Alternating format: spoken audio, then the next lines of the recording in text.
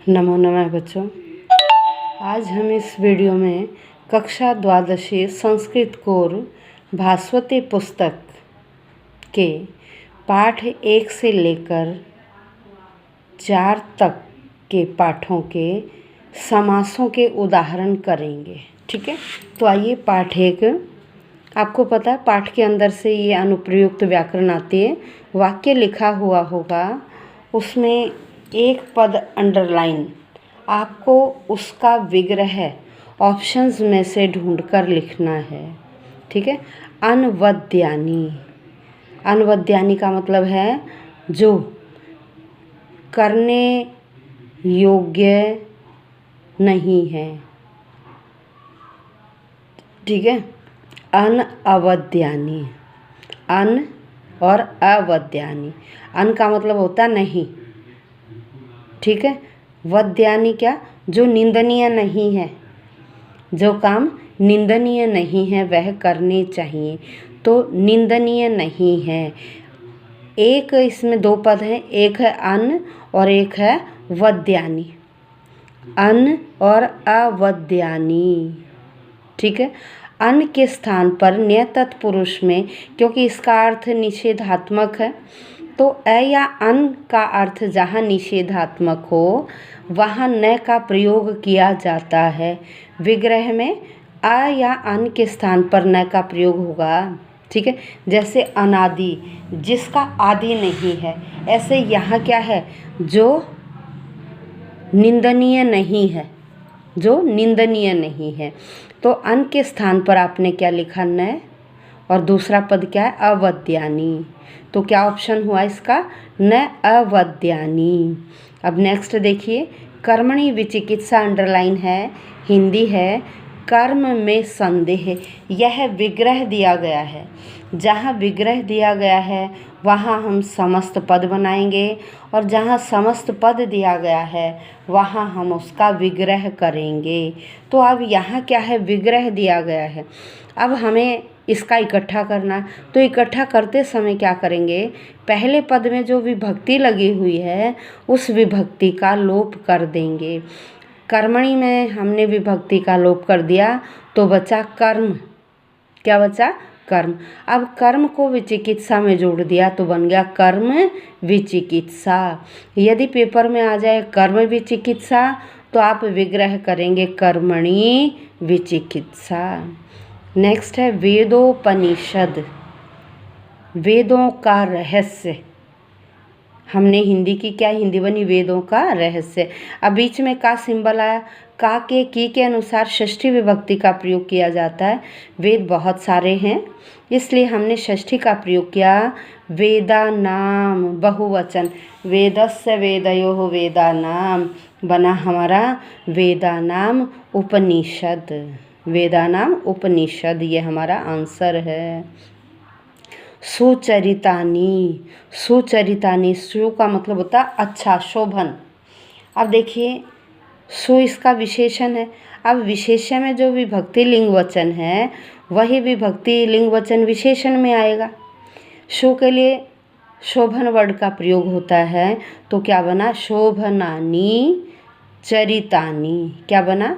शोभनानी चरितानी। धर्म कामाः। धर्म कामाः, धर्म के जो काम हैं। ठीक है, जैसा वे करें वैसा ही तुम भी करना, तो धर्मे कामाः येषां ते। नेक्स्ट, माता एव देवो यस्य। यह विग्रह दिया गया है, हमें इसका समस्त शब्द बनाना है, तो क्या बनेगा? समस्त पद मातृदेवः। यदि मातृदेवः आ जाए तो आप विग्रह क्या करेंगे? माता एव देवो यस्य स। माता एव देवो यस्य स या यस्य। ठीक है, अब अतिथि देवो आ गया तो हम यहाँ ऑप्शन देखेंगे, विग्रह करना है। यहाँ मातृदेवः का ऐसे था, ऐसे अतिथि देवः का होगा। अतिथि एव देवः यस्य स। अतिथि एव देवः यस्य स। अब चलिए इससे आगे। प्रजातंतुम, प्रजातंतुम सृष्टि के क्रम को, सृष्टि के, अब दोनों के बीच में देखो का सिंबल आ गया, सृष्टि के अनुसार षष्ठी लगाइए। अब प्रजा षष्ठी लता की तरह रूप चलेंगे। प्रजायाः तंतुम, प्रजायाः तंतुम, क्या बनेगा, प्रजायाः तंतुम। अब आइए पाठ 3, पाठ 3 मातुराज्ञा गरीयसी। धैर्य सागर है, धैर्य का सागर, बीच में का साइन आ गया तो धैर्य में षष्ठी लगाइए। धैर्यस्य, धैर्यस्य सागर है। अगला वाक्य है युवती रहितम, युवतियों से रहित। भाई युवती औरतें तो बहुत सारी हैं। लक्ष्मण ने गुस्से में आकर कहा था कि मैं इस संसार को युवतियों से रहित कर दूंगा, क्योंकि उन्हें केकई की बात पर बहुत गुस्सा आया हुआ था। तो उन्होंने गुस्से में कहा कि मैं संसार को युवतियों से रहित कर दूंगा। तो युवती में बहुवचन लगाएंगे, रूप बनेगा युवती भी, क्या बनेगा, युवती भी रहितम। यथाशक्तिम अव्ययी भाव समास है। अव्ययी भाव समास में क्या होता है, विग्रह करते समय उत्तर पद, जो दूसरा पद होता है ना उसे बोलते हैं उत्तर पद। ये शक्ति उत्तर पद है। उत्तर पद तो पूर्व पद बन जाता है और पूर्व पद के स्थान पर जो भी प्रयुक्त होता है शब्द वह उत्तर पद बन जाता है। यथा के लिए अनतिक्रम्य शब्द का प्रयोग किया जाता है। किसका, अनतिक्रम्य का। तो देखिए विग्रह क्या बनेगा, शक्ति में अनतिक्रम्य। यथा के स्थान पर जो पद आया वो पीछे चला गया और पीछे वाला पद आगे आ गया। शक्ति में अनतिक्रम्य, क्या आंसर बना बेटे, शक्तिम अनतिक्रम्य। नेक्स्ट, ललाट पुट संस्थिता मस्तिष्क पर स्थित, तो क्या आएगा, ललाटस्य पुटे संस्थिता। बाल भाव है, बालकपन का भाव, तो बालस्य भाव, काके की के अनुसार षष्ठी। क्रम प्राप्ते, क्रम से प्राप्त होने पर, यह भी विशेषण विशेष्य है। तो जो विशेष्य में विभक्ति है वही विशेषण में भी होगी। तो क्रम में क्या आ जाएगा, क्रमे प्राप्ते, क्या बना, क्रमे प्राप्ते, क्रमे प्राप्ते। अब है नेक्स्ट, सक्रोधम। स का मतलब है साथ, गुस्से के साथ। साथ के लिए सह या सहितम का प्रयोग किया जाता है और उसके साथ तृतीया विभक्ति का प्रयोग करेंगे। अब यही भाव समास है ये भी। अब स का मतलब है साथ, सह या सहितम का प्रयोग होगा, वो पीछे पहुंच जाएगा और क्रोध आगे आएगा। इसमें कौन सी विभक्ति लगेगी, तृतीया। रूप बना क्रोधेन सहितम, क्रोधेन सहितम। नेक्स्ट है वन गमनात् निवृत्ति। यहाँ देखिए विग्रह दिया गया है। अब हमें इसका समस्त पद बनाना है। तो समस्त पद बनाते समय क्या करेंगे, पहले पद की विभक्ति का लोप कर देंगे। यहाँ से विभक्ति हटा दी, बचा वन गमन और आगे क्या है, निवृत्ति, जोड़ दिया दोनों को, तो वन गमन निवृत्ति। अगला पद है कृत निश्चय है, निश्चय कर लिया है जिसके द्वारा वह, निश्चय कर लिया है जिसके द्वारा वह। तो कृत है, निश्चय है, येन स। निर्मनस्विता, इसका क्या आएगा, निर्गता चली गई है, मनस्विता यस्याह सा, जिसकी वह, जिसकी मनस्विता चली गई है वह। निर्गता मनस्विता यस्याह सा। अब नेक्स्ट, एकस्मिन शरीरे संक्षिप्ता। भाई विग्रह है, सारी विभक्ति हटा देंगे और इन्हें जोड़ देंगे आपस में। शब्द बचा एक, ये बचा शरीर, ये बचा संक्षिप्ता। एक शरीर संक्षिप्ता।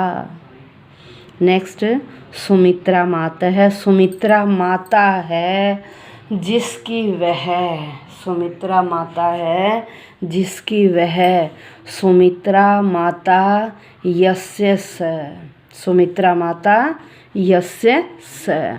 अब आइए पाठ 4, उर्गक्षता, सांप के द्वारा काटा हुआ, सांप के द्वारा, तृतीया विभक्ति। उरगेण अक्षता, उरगेण अक्षता। नेक्स्ट है गुणानुबंधित्वात्, गुणों के साथ बंधे हुए, तो वही आ गया, साथ के लिए बीच में सह वर्ड आ गया और गुण में फिर तृतीया का प्रयोग किया, गुणै सह अनुबंधित्वात्, गुणै सह अनुबंधित्वात्। अब चलिए इससे आगे, सप्रसवा, सप्रसवा, समान प्रसव हुआ जिनका, तो समान है, प्रसव है येषाम, समान है, प्रसव है येषाम। नेक्स्ट अनन्य शासनम, कोई दूसरा नहीं है जिनके शासन में, तो न अस्ति अन्यस्य शासनम यस्याम ताम, न अस्ति नहीं है, अन्यस्य शासनम किसी दूसरे का शासन, यस्याम जिसमें, ताम उनका। संभृतार्थानाम जो इकट्ठा करते थे धन जिन के लिए, उनका, तो संभृताः अर्थाः यही, ये बहुवचन है इसलिए आ गया तेषाम। तनु वाग विभव है, शरीर और वाणी के समान जिसका वह, तो तनु वाग विभव है, शरीर वाणी और ऐश्वर्य जिनका वह, तनु वाग विभव है यस्य स। आकार सदृश प्रज्ञ है, आकार के समान बुद्धि जिनकी वह है, आकारेण सदृशी प्रज्ञा यस्य स, आकारेण सदृशी प्रज्ञा यस्य स। अब देखिए मितम भाषन्ते ये तेषाम, अब जिसके एंड में षष्ठी बहुवचन लिखा हुआ है वो आंसर मिलेगा। मित भाषी नाम, ये विग्रह था हमने इकट्ठा किया तो क्या आया, मित भाषी नाम। धन्यवाद बच्चों। इस वीडियो में हमने पाठ 1 से 4 तक के समास विग्रह किए। अब इससे अगली वीडियो में हम पाठ 5, 6 और 7 के समास करेंगे।